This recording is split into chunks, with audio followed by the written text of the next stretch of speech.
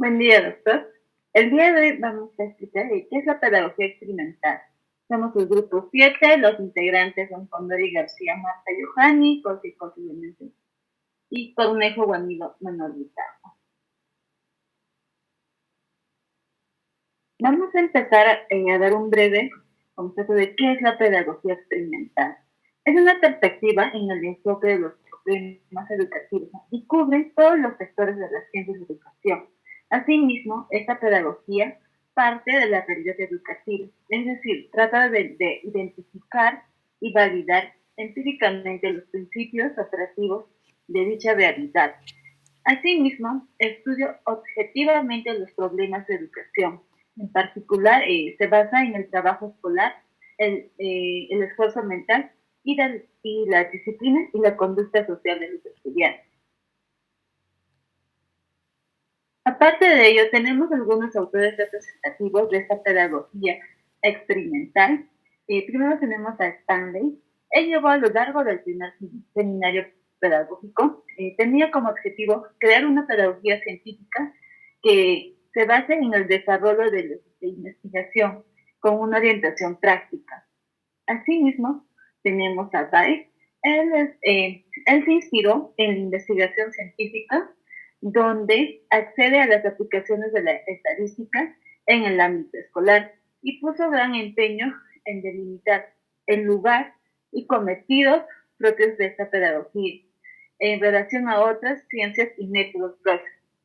Asimismo, propugnó una pedagogía técnica dirigida a la acción, al mejoramiento inmediato de la educación mediante el conocimiento positivo y haciendo uso del método experimental.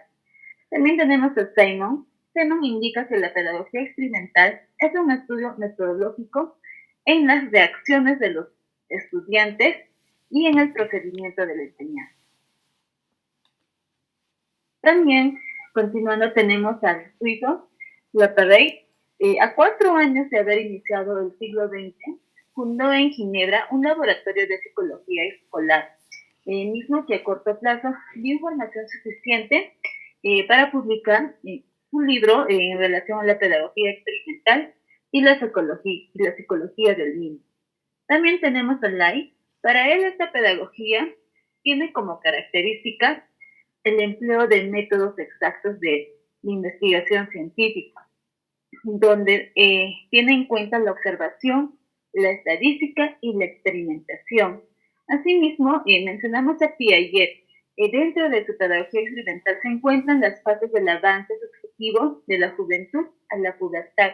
Y por último, tenemos la teoría de John Dewey, quien aborda cómo es que la información del observador indica que la pedagogía experimental aprecia las experiencias de observar cómo los estudiantes en las escuelas adquieren los conocimientos.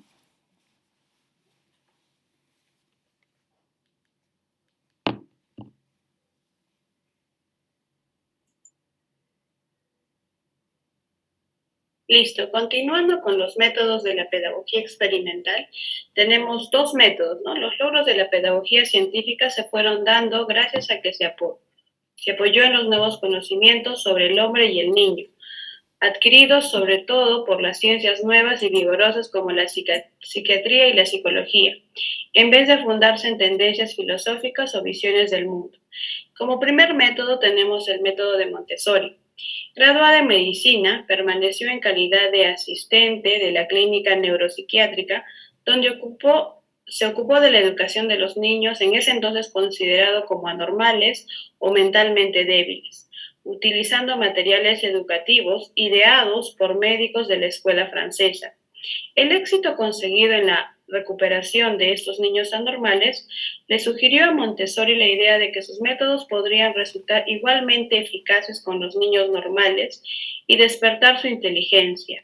Se inicia con una creación de las casas del niño.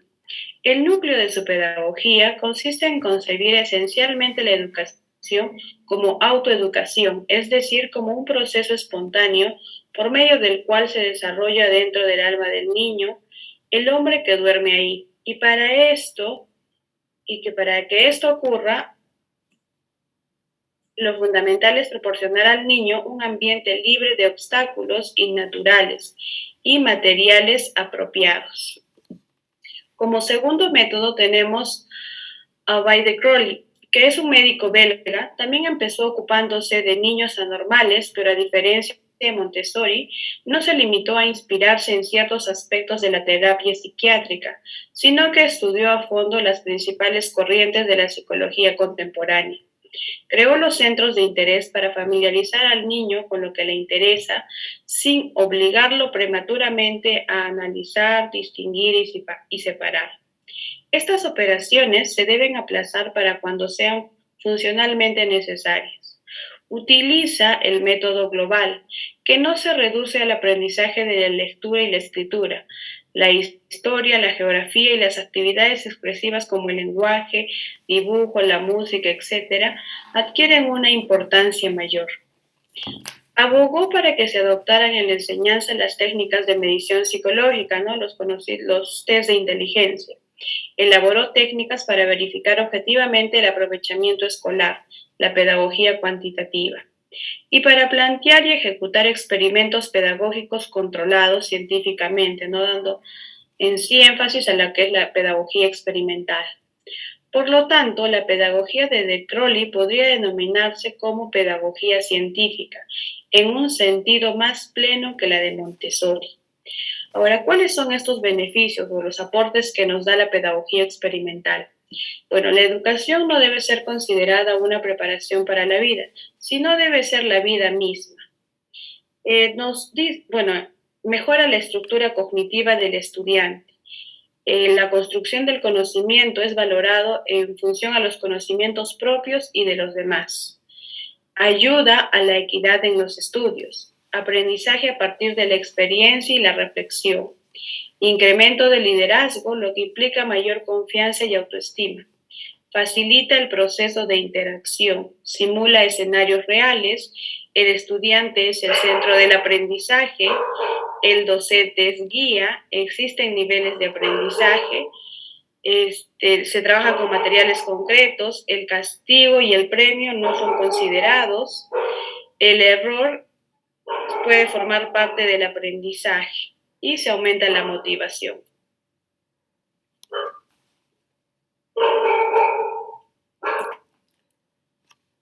Continuando con la exposición de la pedagogía experimental, tenemos que abordar también su influencia en el Perú.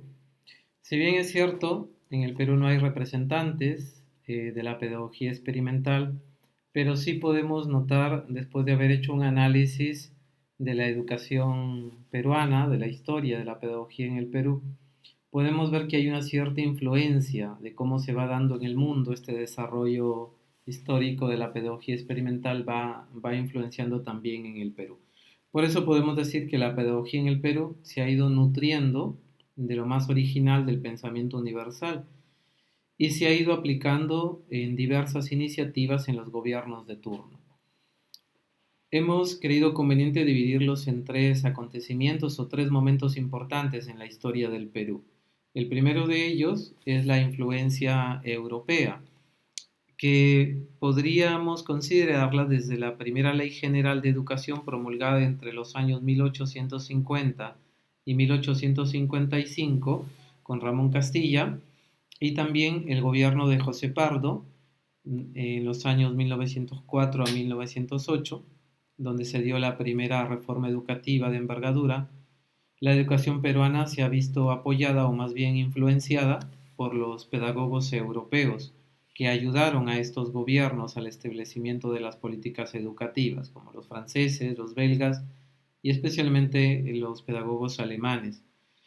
Y estos han permitido que la educación peruana tenga un enfoque más bien intelectualista, academicista e integral en aquellas épocas, ¿no? Un ejemplo claro de influencia en estas épocas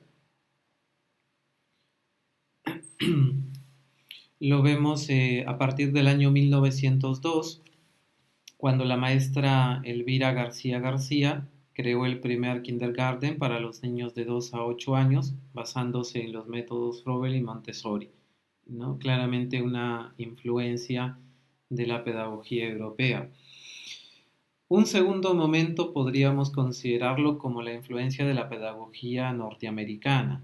Ya desde el gobierno de Augusto B. Leguía, que fue un gobierno muy grande, muy extenso de muchos años, exactamente en 1921, los pedagogos de la misión pedagógica de Estados Unidos asumieron la dirección general y las direcciones regionales del Ministerio de Educación, lo que significó el giro del enfoque europeo anterior al enfoque norteamericano, que sería un enfoque más pragmático y articulado en el desarrollo económico.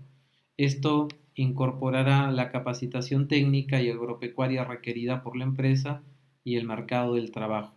Esta influencia norteamericana más pragmática y técnica centrada o relacionada a la economía va a prevalecer durante muchas décadas en la educación peruana, tanto que se crean, por ejemplo, centros de educación técnica, ¿no? Y un ejemplo claro también de esta influencia es que en el año 1971, por decreto de ley 19326, a partir de los resultados de una evaluación diagnóstica se crea la educación inicial como el primer nivel del sistema educativo peruano, ¿no? Un tercer momento ya es más actual, desde 1990, con Alberto Fujimori siendo presidente y siguiendo el modelo chileno y también basados en una política pues neoliberal.